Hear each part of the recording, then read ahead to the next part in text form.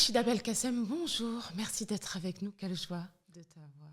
Merci beaucoup. Merci Julie pour cette invitation. Je suis très contente d'être là en tout cas. Merci beaucoup. Mais nous aussi dans ce podcast qui va parler de ce livre fabuleux, Le jour où je me suis choisie, qui sortira en mars, un hymne à l'empuissancement des femmes. C'était une évidence de t'avoir avec nous. Merci, c'est gentil. Évidemment, on va en parler. Donc, tu es autrice, poétesse, romancière franco-marocaine, née en Hauts-de-France, d'origine berbère. Résident en Île-de-France, tu es aussi diplômée en santé du travail et c'est aussi dans tes activités que tu vas rencontrer beaucoup de femmes et c'est ce qui va nous intéresser aussi dans ce podcast. Okay. C'est ce rapport à toutes ces femmes et à ces femmes-là. Dans le texte que tu as voulu transmettre, tu parles de briser le silence, d'ouvrir le chemin, mais tu parles aussi beaucoup d'héritage, tu parles de ta grand-mère. Est-ce que se choisir peut être un héritage? Alors, d'abord, je trouve que ce livre collectif, pour moi, c'est une opportunité. C'est encore une opportunité de pouvoir parler de ce que nous sommes. Et c'est vrai qu'en accompagnant les femmes depuis des années, on est le fruit de tellement d'histoires, on est le fruit de tellement de chemins, on est le fruit aussi de tellement de choses difficiles aussi parfois aussi légères, parfois plein de beauté. Et c'est vrai que c'est un héritage. Alors, on met plein de choses dans l'héritage et c'est aussi une bonne manière pour les femmes de comprendre qu'est-ce qu'on hérite. Est-ce qu'on hérite... quelle est la légitimité de certains héritages? Voilà. Et ça, pour moi, c'est important parce que dans le travail qu'on fait avec les femmes et dans nos travails au quotidien, c'est comment recentrer la femme sur ce qui est à elle, ce qu'elle porte et ce qui n'est pas à elle aussi. Parce qu'on porte aussi des histoires... on parle de traumatisme transgénérationnel, mais moi aussi j'ai envie de parler de beauté transgénérationnelle. J'ai aussi envie de dire que nos parents, nos grands-parents, dans nos émotions, dans notre rapport à l'autre, nous sommes héritage. Voilà. Dans nos émotions, on est vraiment une cartographie de gestes, de mots, et c'est pour ça que le livre et le mot est venu aussi à moi, parce que dans la poésie, je dis souvent que nous sommes des poèmes. Nous sommes dans nos liens avec les autres, on tisse des liens, on tisse des émotions et ça va au-delà de la poésie, ça va au-delà des mots, ça va au-delà de l'écriture, c'est-à-dire c'est aussi une manière d'être au monde. Et je pense que nous héritons de belles choses, mais pas forcément que des belles choses. C'est exactement ça. Cet héritage-là, tu en parles par l'histoire de ta grand-mère qui a osé quitter, qui a osé divorcer à un moment où, et c'était le cas aussi ici, où on ne divorçait pas, on ne partait pas avec ses enfants, on devait rester. Mais tu parles aussi finalement de cette transmission silencieuse, parce que ce que finalement elle te parle pas, c'est toi qui comprends, silencieux, en observant. Et c'est quoi? Tu fais tienne son histoire? Comment ça se passe? Merci de revenir sur les pas de ma grand-mère. C'est vrai que dans ce livre collectif, je voulais lui rendre hommage parce que sur ses pas, il y a mes pas, il y a les pas de ma maman, il y a les pas de toutes les femmes qui, à un moment donné, dans leur silence, parce que tu sais, Julie, à quel point pour moi la thématique du silence et des femmes est intrinsèquement liée. Et quand j'accompagne les femmes, leur redonner la parole, c'est aussi leur redonner leur espace de silence. C'est aussi comment elles ont habité le silence, comment elles se sont affranchies dans ce silence qui a beaucoup parlé. Et c'est vrai que je suis issue donc, de... Ma grand-mère, elle a eu une deuxième union, donc ma maman est issue d'une deuxième union, et moi, du coup, je suis là, sinon je ne serais pas là.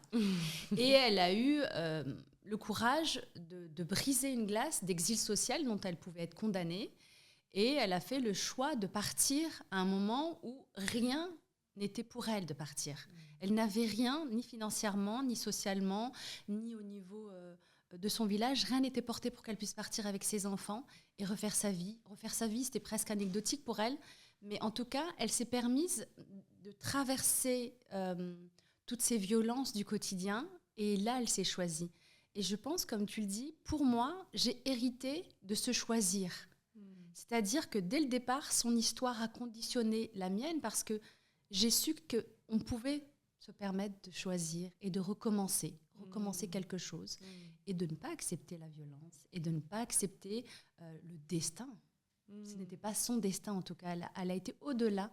Et c'est pas un événement, c'est un cheminement, c'est-à-dire que je disais souvent aussi qu'on ne traverse jamais nos obscurités et nos zones d'ombre avec fracas, c'est pas un moment, c'est-à-dire que c'est tout un chemin qui nous amène à ça. Et ça pour moi c'est important de dire aussi que pour toutes les femmes, c'est pas un élan de vie du jour au lendemain, c'est un élan de vie qui nous habite, mais auquel il faut s'autoriser à ouvrir pour aller vers soi. On en parlait, on a parlé beaucoup de silence, c'est rigolo depuis qu'on commence le podcast. C'est rigolo, mais c'est symptomatique. Oui. Et justement, Mélanie nous disait que le message qu'elle voulait transmettre, c'était aussi de revenir à ce silence intérieur, écouter ce qui est vraiment juste pour nous. C'est aussi on a vraiment une multiplicité de silences, nous les femmes. Et parfois, aussi, on le voit, c'est la société qui nous demande de nous silencier. Toi qui travailles beaucoup avec les femmes, est-ce que tu as identifié ces silences et d'autres, comment tu en parles, et des barrières peut-être invisibles qu'on se met et on a l'impression, tu dis que c'est un cheminement, on a l'impression que c'est pas pour nous, on n'y arrivera pas. Oui, absolument. C'est intéressant dans ce que tu dis, dans ce que Mélanie a dit, c'est-à-dire qu'on part d'un silence dans lequel on est condamné pour aller vers un silence intérieur qui nous autorise à. C'est différents types de silence. Et c'est vrai que les premières secondes, les premières secondes où une femme s'adresse à moi, dans un contexte de travail, de santé, donc c'est dans l'intimité aussi, on voit dans sa sémantique, dans sa posture et dans la manière dont elle se définit qu'il y a déjà, comme tu dis, toute une manière de s'habiller sur le plan de la société, de ce qu'on attend d'elle. C'est-à-dire qu'on est dans des exigences de faire et d'être. Et c'est là où le silence est important parce qu'on ne peut pas être en lien avec l'autre si on n'a pas pris le temps d'être en lien avec soi.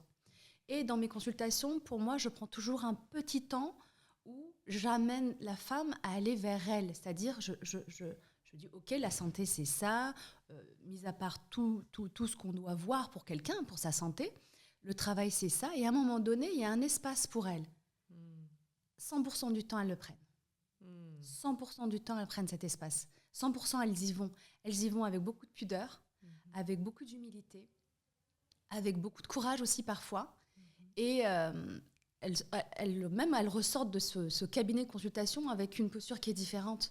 C'est-à-dire qu'elles arrivent avec tout ce qu'elles portent en elles et ce qu'on leur a fait porter aussi, comme tu disais. On nous fait tellement porter de choses qu'on est dans une forme d'injonction d'être. On est dans un mouvement, on est dans une société où on nous impose à être, on nous impose à devenir, on nous impose à briller, on nous impose à performer.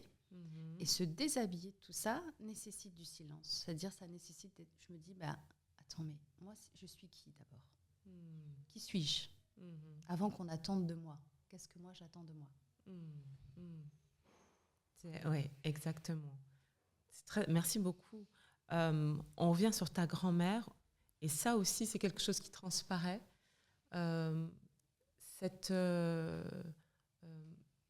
C'est pas un besoin, et certaines vont être modèles et d'autres vont suivre des modèles. Quand tu disais que tu marchais sur les pas de ta grand-mère, c'est finalement cet exemple, peut-être cette exemplarité de choix a conditionné aussi toi ton désir d'avoir ce choix, de prendre ce choix-là. Et ce qu'on voulait avec les textes justement qu'on partage avec ces femmes, c'est pouvoir donner une multitude de choix, de modèles. Et d'être un choix aussi. Et d'être son propre choix déjà.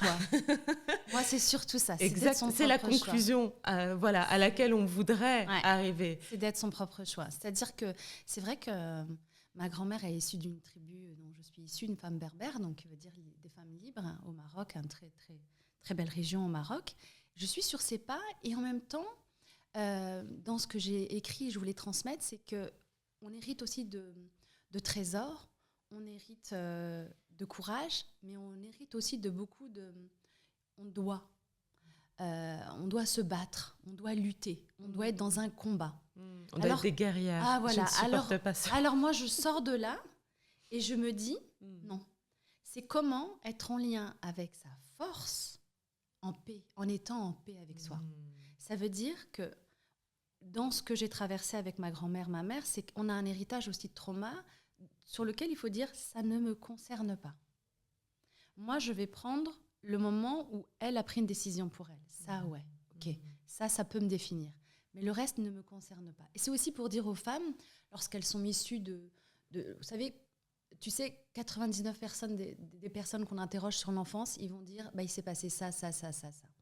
Donc, du coup, automatiquement, qu'est-ce qu'on réinjecte dans notre personnalité de ce qu'on a traversé? Qu'est-ce qu'on fait de ce qu'on traverse? Ce que je pense aussi, c'est que se choisir, c'est de ne pas être contre ses ombres. Se choisir, c'est de cheminer avec ses ombres, mais ne pas être défini par nos traumatismes. C'est de les utiliser pour dire, je sais pas mon point de départ, c'est quelque chose que j'ai traversé, mais c'est pas quelque chose qui doit me définir. Et je ne suis pas obligée d'être forte, on peut m'accompagner. Et je ne suis pas obligée d'être un exemple, je dois juste vivre ma vie de femme en fonction de ce qui m'anime au quotidien et de ce qui est important au moment où je le décide. Parce que comme on est mouvement, souvent je dis aux femmes, quel que soit leur âge, qu'elles ont 20, 30, 40 ou 50 ans, c'est assez troublant, mais elles ont les mêmes attentes. C'est les attentes d'être respectées dans ce qu'elles sont comme ancrage et alignement. Ça, c'est important. Et on trouve, c'est l'histoire de leur dignité à elles, l'histoire de elles sont qui. Il y a des femmes que je rencontre, à 50 ans, elles ne savent pas qui elles sont parce qu'elles n'ont pas l'espace. L'espace du silence, c'est aussi l'espace de qu'est-ce que je reprends qui m'édue parce que c'est mon temps. Et qu'est-ce que je peux en faire maintenant? Et il n'est jamais trop tard, surtout. Et il n'est jamais trop tard. Il n'est jamais trop tard. Surtout. D'être soi. Oui. C'est un vaste sujet. Ouais, oui, jamais trop tard. Déjà d'aller vers soi dans toutes ses dimensions et sans injonction. Sans aucune injonction. La seule injonction, c'est de se respecter, de garder cette forme de dignité et d'ancrage. Moi, j'aime l'histoire de remettre sa couronne. Je trouve ça assez rigolo. Mais on a toute une couronne sur la tête, j'ai l'impression. Et de temps en temps, il faut la redresser parce que on la perd assez facilement aujourd'hui. On pourrait la perdre assez facilement. On l'oublie. C'est une couronne de dignité, une couronne d'ancrage, d'histoire et de beauté intérieure. Voilà. Merci beaucoup, Rachida. Est-ce que si tu voulais adresser un message aux femmes qui nous écoutent, qu'est-ce que tu voudrais leur dire? Je voudrais leur dire d'abord que, comme j'ai dit, il n'est jamais trop tard. Il n'est jamais trop tard. Et que surtout, aller vers soi, ça demande pas forcément du courage. Ça demande aussi de se laisser le temps de se regarder et de ne pas attendre que l'autre nous donne la légitimité d'être, que c'est une légitimité qui est de soi. Nous sommes en vie. Nous portons le monde aussi. Et même si on ne le porte pas parce qu'on n'a pas de maternité, il n'y a pas d'enjeu derrière aussi. C'est qu'on porte en soi tellement de choses qui font qu'on a tout en nous, on a tous les ingrédients et qu'il faut se laisser le temps du souffle. Moi, j'aime cette histoire de souffle et de mouvement parce que je trouve que nous sommes des êtres de mouvement et de souffle. Et revenir à sa respiration, c'est comme quand on passe une journée un peu compliquée, le soir, quand on coupe tout. Voilà. On fait ce geste-là, Julie. On revient à soi. Et la respiration, c'est ce qui nous conditionne, ce diaphragme qui fait qu'on respire. Notre propre diaphragme, c'est notre ancrage personnel. Et si on n'y arrive pas, faites-vous accompagner par des personnes de votre entourage, des professionnels ou pas des professionnels, des gens qu'on aime. Voilà, se faire accompagner, de ne pas s'isoler dans quelque chose qu'on peut penser comme insurmontable. Rien n'est insurmontable. Merci beaucoup, Rachida Merci, Belkacem. franchement, Quelle c'est belle un lumière. très beau projet et merci de m'avoir laissé ce temps. Merci à toi.